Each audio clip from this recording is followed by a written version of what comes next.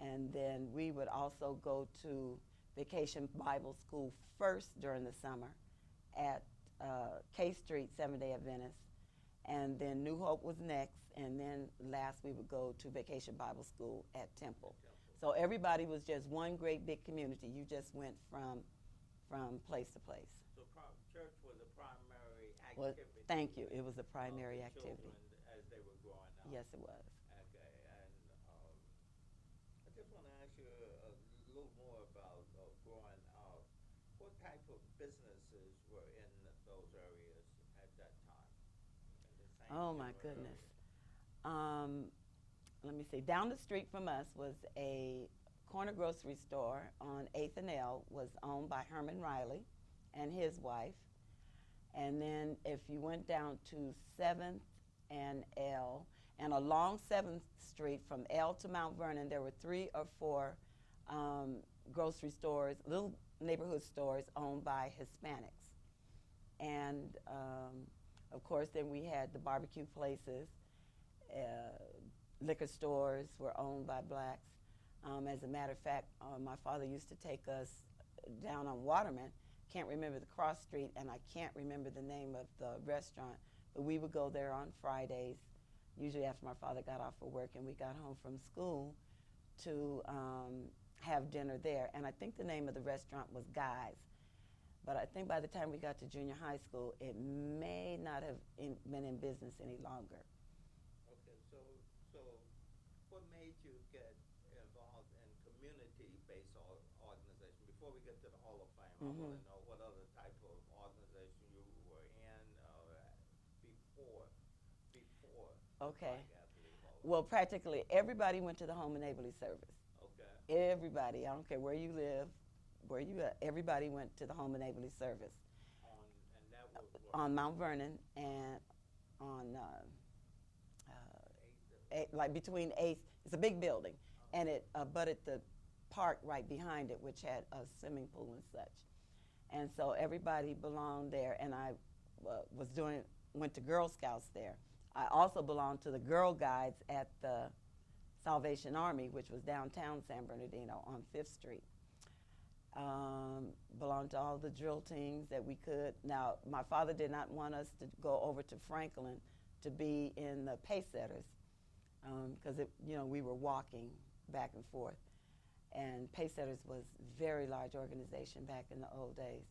And then as I began to have my own children, I would have them work for other, like, campaigns for different people that were campaigning for public office as a way to give back to the community. So they were just tiny tots, and they would be in there helping to lick envelopes, put stamps on envelopes, fill envelopes, because they needed to know that you have to give back.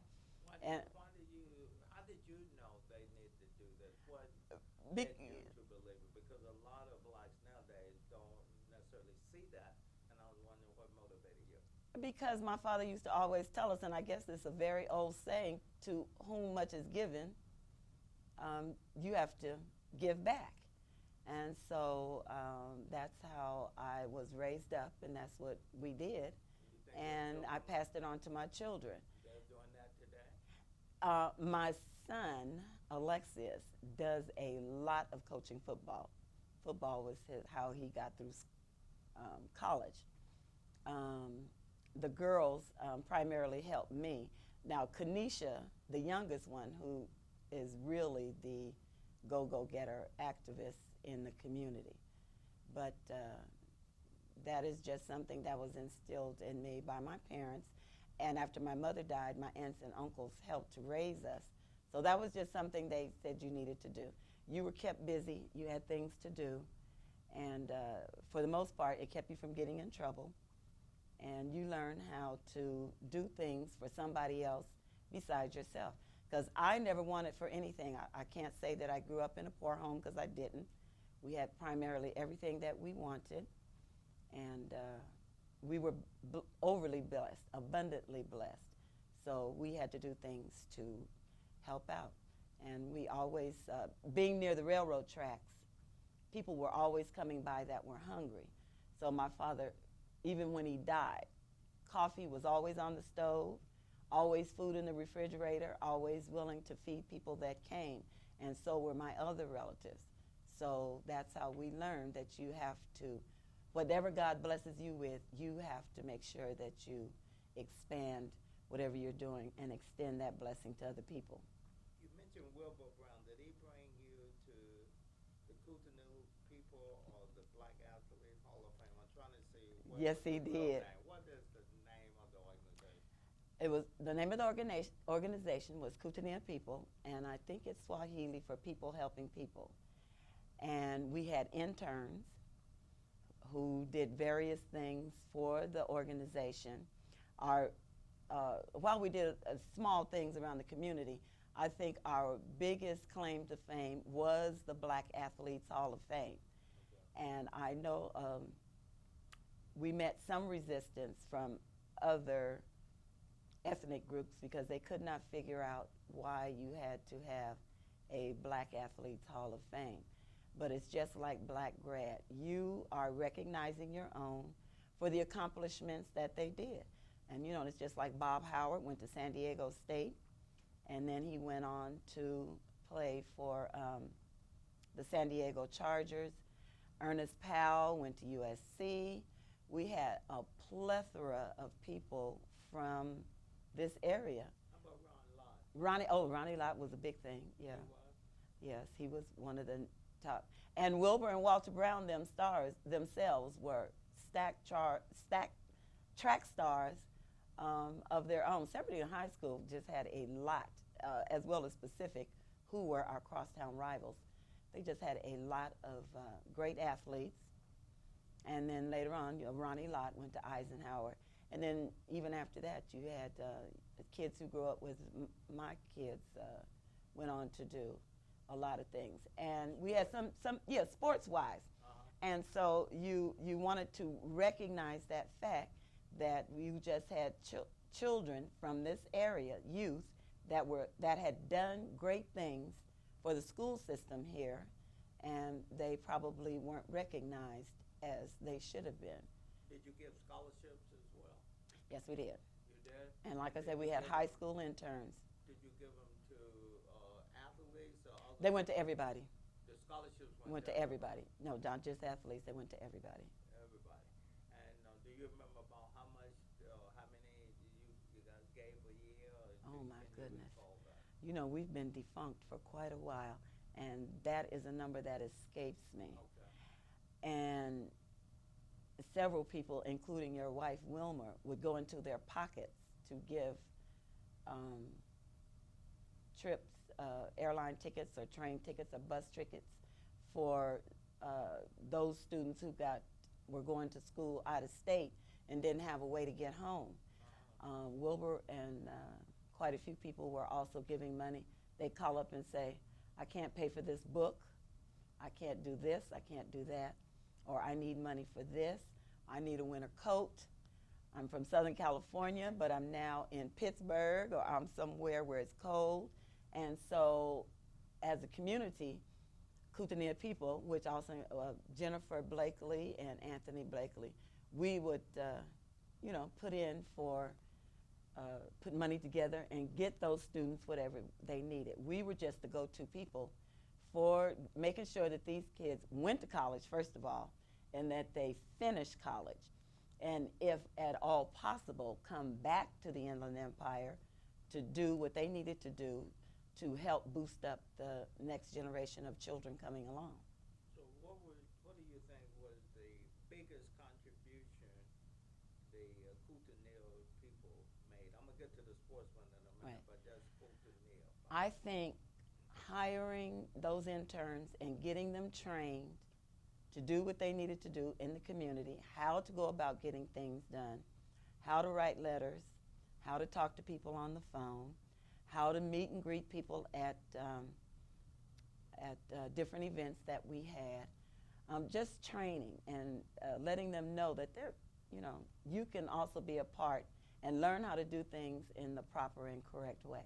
Where did they come from, these interns? They were high school students? They were high school students. I think we had all of the MacIver,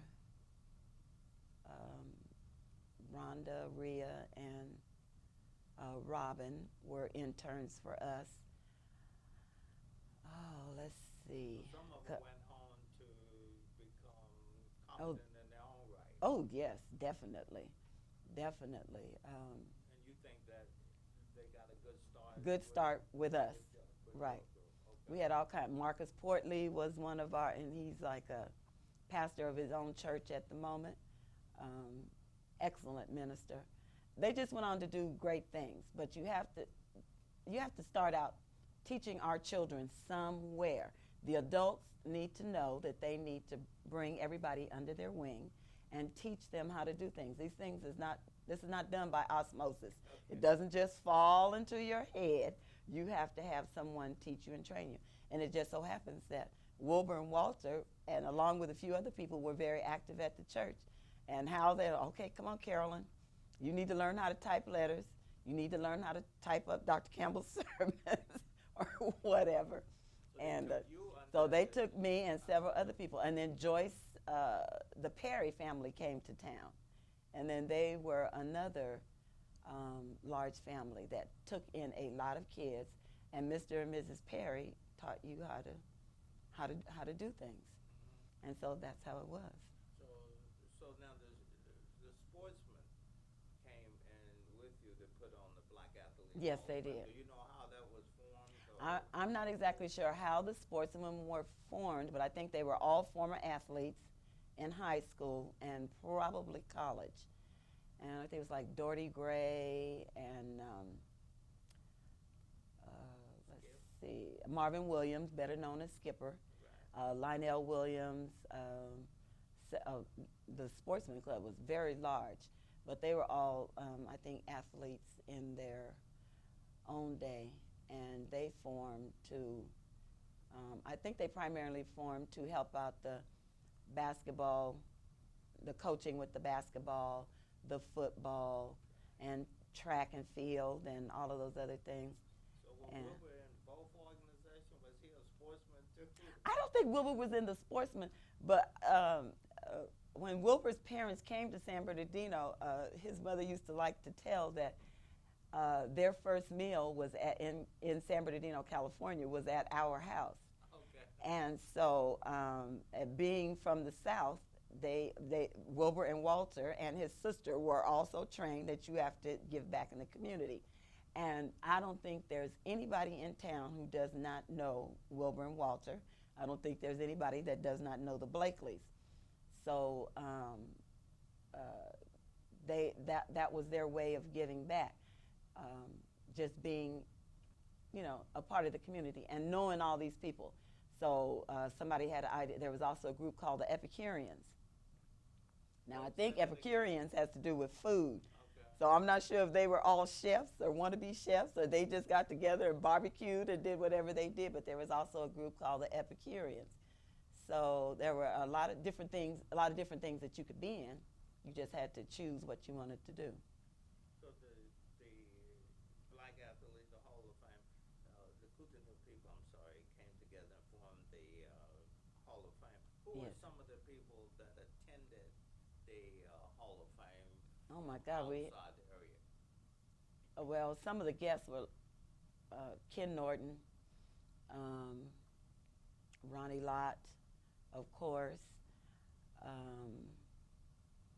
Oh my gosh, I can't call his name now. He's been out of football for a long time. Marvin Gaye, the young lady who was in Star Trek, Lieutenant Uhuru, I think was her name on the show. She was here. Some of the actors and actresses from several of the shows that were on television at that time. Thelma from Good Times. Just different things like that. I think a lot of people were drawn. Oh, no. They donated their time, but we did have to send a limo for them. Okay. None of them ever charged us.